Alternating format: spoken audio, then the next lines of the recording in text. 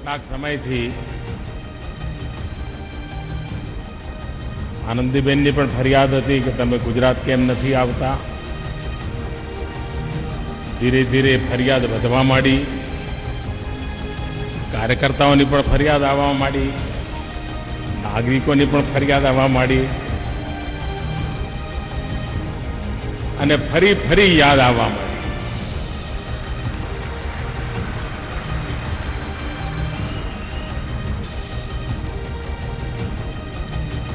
ગુજરાતની આ ફરિયાદ મને શિરોમાન્ય છે, પરંતુ આપ જાણો છો કે જ્યારે અહીંથી હું ગયો ત્યારે મારા માટે આ બધું જ નવું હતું. ઘણું બધું સમજવાનું હતું, શીખવાનું હતું,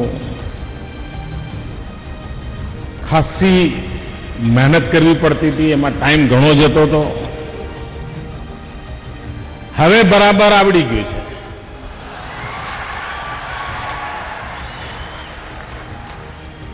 એટલે હવે તમારી ફરિયાદ નહીં રહેવા દો.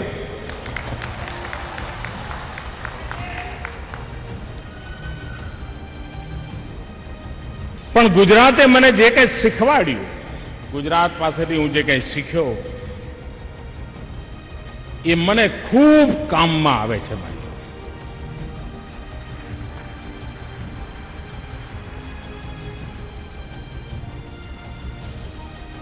અને એનો લાભ 125 કરોડ દેશવાસીઓને મળે એના માટે અહર્નિશ પ્રયાસ ચાલે છે. નર્મદા યોજના, સૌની યોજના, પાણીની ચિંતા, આ બધાની વચ્ચે જ્યારે હું ગુજરાતમાં નવો મુખ્યમંત્રી બન્યો અને ખેડૂતોને કહેતો હતો કે ભાઈ તમે આ વીજળી માટે આંદોલનો કરવાનું બંધ કરો. આ વીજળી માટે જે સંઘર્ષ કરીએ છીએ એ રસ્તો ખોટો છે. ખેડૂતે ધ્યાન કેન્દ્રિત કરવાની જરૂર છે, વીજળી નહીં પાણી. મને બરાબર યાદ છે, શરૂઆતના 2-3 વર્ષ હું કોઈને મારી વાત સમજાવી નહોતો શકતો. અમારા વિચારને ભરેલા લોકો પણ મારી સામે આંદોલન કરતા હતા, ભૂખ હડતાલ પર બેસતા હતા. હું જ્યાં જઉં ત્યાં પૂતળા બારતા હતા. અને હું અડગ રહ્યો કે નહીં ભાઈ, આપણે ધ્યાન કેન્દ્રિત કરીએ પાણી ઉપર. અને આજે અત્યંત સંતોષ સાથે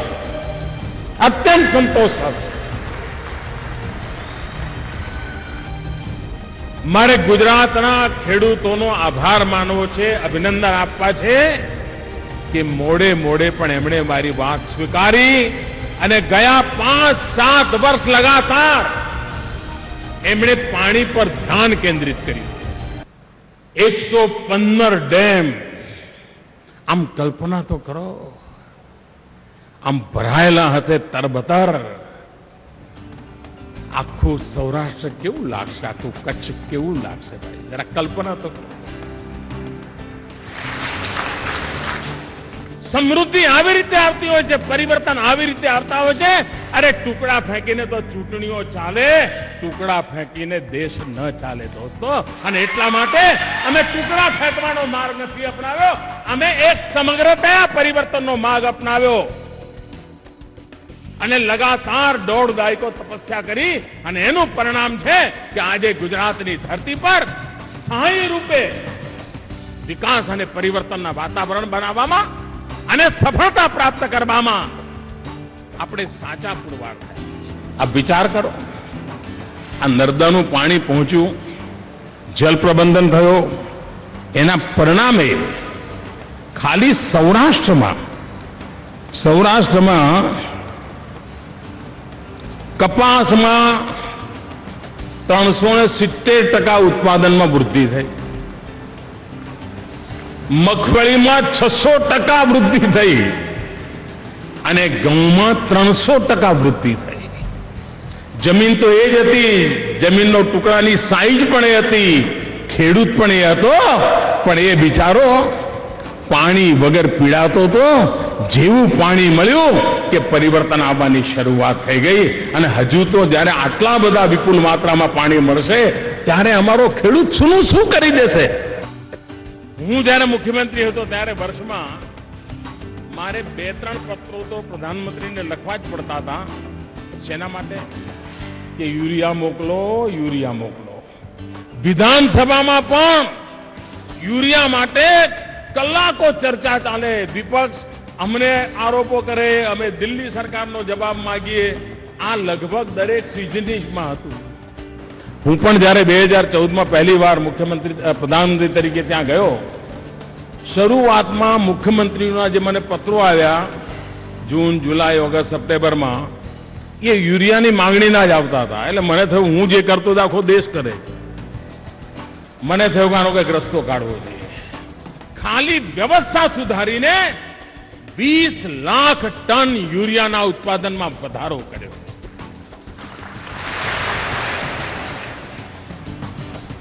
આપણે યુરિયાનું નીમ કોટિંગ કર્યું. અમે મિશન ઉપાડ્યું 100% યુરિયાનું નીમ કોટિંગ. 100% વિદેશથી આયાત થાય એ યુરિયાનું પણ નીમ કોટિંગ કરીને જ દેશમાં પ્રવેશે. છેલ્લા કેટલાય સમયથી આપણે યુરિયાની ખોટ બાબતમાં એક પણ સમાચાર નથી આવ્યા. પ્રધાનમંત્રી ફસલ બીમા યોજના, આપણને ખબર છે અહીંયા શું કરવું પડતું હતું? વાયો હોય કપાસ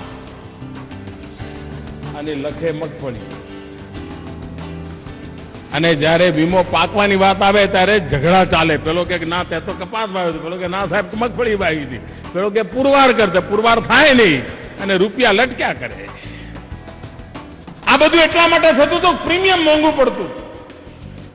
પહેલી વાર આ દેશમાં પ્રધાનમંત્રી ફસલ વીમા યોજના એવી ઇન્ટિગ્રેટર લઈ આવ્યા છે કે જેના કારણે 2% કે 1.5% સમગ્ર દેશમાં એક જ પ્રકારનો પ્રીમિયમનો દર, અને ક્યાંય વધારે આવે તો સરકારની તિજોરીમાંથી નાખવામાં આવશે. ખેડૂત પાસેથી 2% અને 1.5%, અને ફળફળાદી હોય તો 5%. આવો એક એવો ફસલ વીમા યોજના લાવ્યા. અને એટલું જ નહીં,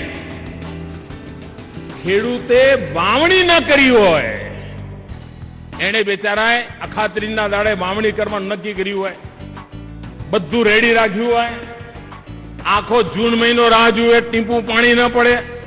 જુલાઈ મહિનો રાહ જુએ, ટીપું પાણી ન પડે. ઓગસ્ટ મહિનો રાહ જુએ, ટીપું પાણી ન પડે. હવે એને તો કશું વાવેતર કર્યું જ નથી, તો એનું બરબાદ કઈ થાય નહીં. તો આવા માણસ ખેડૂતની જિંદગીનું શું થાય? આપણે એવો પ્રધાનમંત્રી ફસલ વીમા યોજના લાવ્યા કે જેના કારણે વરસાદના અભાવે વાવેતર ન કરી શક્યો હોય તો પણ અગર જો વરસાદ નથી આવ્યો, પાકું થઈ જાય, તો વાવણી ન કરી તેમ છતાંય એને મર્યાદિત રૂપમાં વીમાના પૈસા મળશે અને એનું વર્ષ નીકળી જશે. આની ચિંતા આપણે. ગેસનું કનેક્શન લેવું એટલે લોઢાના ચણા ચાવવા જેવું, એ આપણને બધાને ખબર છે. અને મધ્યમ વર્ગના પરિવારમાં છોકરાઓના લગ્ન થતા ને ત્યારે વાતચીતમાં પૂછે, તમારે ત્યાં ગેસ છે? ગેસનો ચૂલો છે? દીકરી દેવી હોય તો પૂછે. આવી ગેસનું મહત્વ વધી ગયું. અને છતાંય ગેસના કનેક્શન નહોતા મળતા. ભાઈઓ બહેનો, આપણે આશ્ચર્ય થશે. આ સરકારે બીડું ઉઠાવ્યું છે. 2019 પહેલા 5 કરોડ ગરીબ પરિવારોને ગેસના કનેક્શન આપ્યા. એક માં, ગરીબ માં, જ્યારે રસોડામાં લાકડાના સળગાવીને ચૂલો કરે, દિવસમાં રસોઈ બનાવે, એક દિવસમાં 400 સિગરેટ જેટલો ધુમાડો એ માના શરીરમાં જાય છે. જંગલો કપાય, બાળકો માંદા પડે, માં માંદી પડે, અને ગેસનું કનેક્શન માટે દીવા સ્વપ્ન જુએ. આ સરકારે એક મોટું બીડું ઉઠાવ્યું. 5 કરોડ પરિવારોને.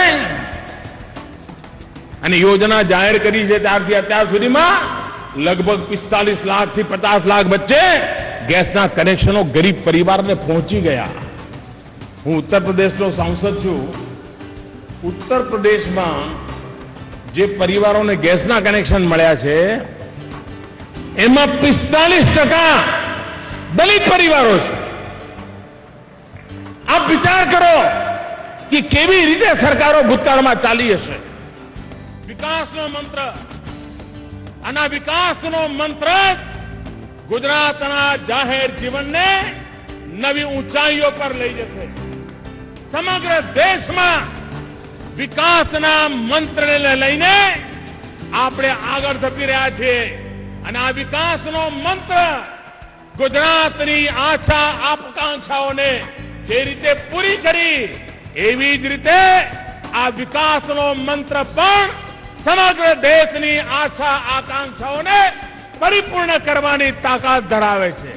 ભાઈઓ બહેનો, આજે ગુજરાતનું એક સંતાન, આજે ગુજરાતનો એક બેટો સમગ્ર દેશે એને પ્રધાનમંત્રી પદે સ્વીકાર કર્યો છે.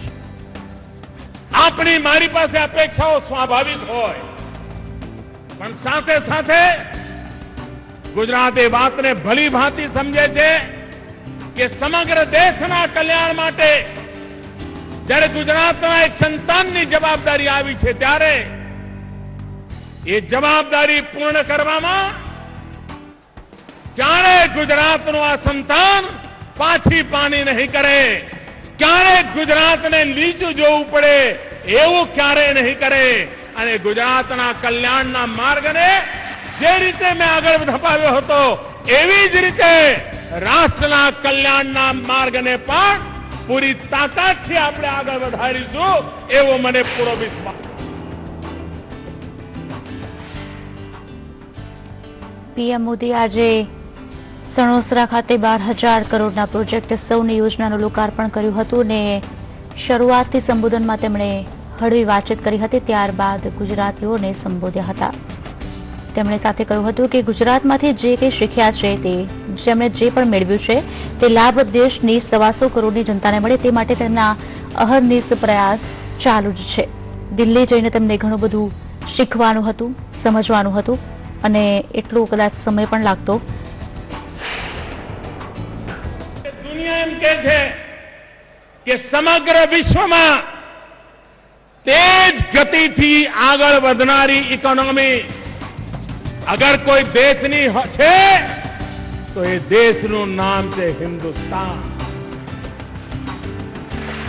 દુનિયાના આર્થિક રીતે સંપન્ન દેશો પણ વિકાસની તેજ ગતિમાં ભારત આગળ નીકળી ગયું છે. વર્લ્ડ બેંક હોય, IMF હોય, ક્રેડિટ રેટિંગ એજન્સીઝ હોય, યુએનની એજન્સીઓ હોય, આ બધા જ એક સ્વરે કહી રહ્યા છે કે ભારતે ગતિ પણ પકડી છે અને ભારતે દુનિયાની આવી મંદીના વાતાવરણમાં, ચારે તરફ મંદીનું વાતાવરણ છે, એ મંદીના વાતાવરણમાં પણ ભારતે પોતાની ગતિ, પોતાની દિશા બરાબર આગળ વધારી છે. અને આ વખતે સમગ્ર દેશમાં 2 વર્ષ દુષ્કાળ હતો. આ વખતે સમગ્ર દેશમાં ચોમાસાના કારણે વિકાસ નવી ઊંચાઈઓને પાર કરશે એવી પૂરી સંભાવના આપણે જોઈ શકીએ છીએ. ભાઈઓ બહેનો, આજે ગ્રામીણ સડક ગુજરાતમાં તો ઘણીવાર ગ્રામીણ સડક હોવી કે ન હોવી એ મુદ્દો લગભગ ભૂલાઈ ગયો છે. કારણ કે આપણે ત્યાં લગભગ મોટા ભાગના ગામડા પાકી સડકથી જોડાઈ ગયા છે. પણ આજે હિન્દુસ્તાનના અનેક ગામ એવા છે કે જે પાકી સડકથી વંચિત છે. આપણે બીડું ઉઠાવ્યું કે ગામડાના જીવનમાં બદલાવ લાવવો છે. પ્રધાનમંત્રી ગ્રામ સડક યોજનામાં તાકાત આપી પહેલા એક દિવસમાં જેટલી સડક બનતી હતી એના કરતા સવાઈ સડકો એક દિવસમાં આજે બને એવી ઊંચાઈ પર કામની ગતિ આપણે લઈ ગયા છીએ. પ્રધાનમંત્રી કૃષિ સિંચાઈ યોજના આ સૌની યોજનામાંથી જ પ્રેરણા મળીને આ યોજના બની છે. પ્રધાનમંત્રી કૃષિ સિંચાઈ યોજના દ્વારા સમગ્ર દેશમાં ખેતરોમાં પાણી પહોંચાડવાનું મોટું અભિયાન, મોટા પાયે પર બજેટનું એલોટમેન્ટ એની દિશામાં કામ કરી રહ્યા છે. રિવર ગ્રીડની વાત હજુ દેશના અનેક ભાગોમાં અજુબો છે. આજે આ સૌની યોજના અંતર્ગત નર્મદા યોજના સૌરાષ્ટ્રની 6 નદીઓ સાથે તો જોડાઈ ગઈ. નદીઓ જીવતી થાય એટલે જીવંત થઈ જાય એટલી એની તાકાત હોય છે.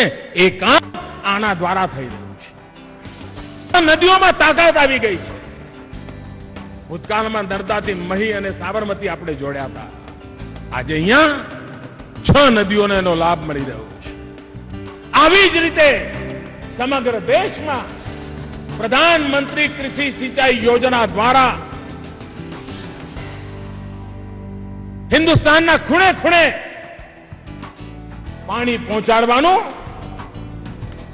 એક ભગીરથ કામ પણ કરવાની નેમ સાથે સરકારે ગયા બજેટમાં એ કામની ઘોષણા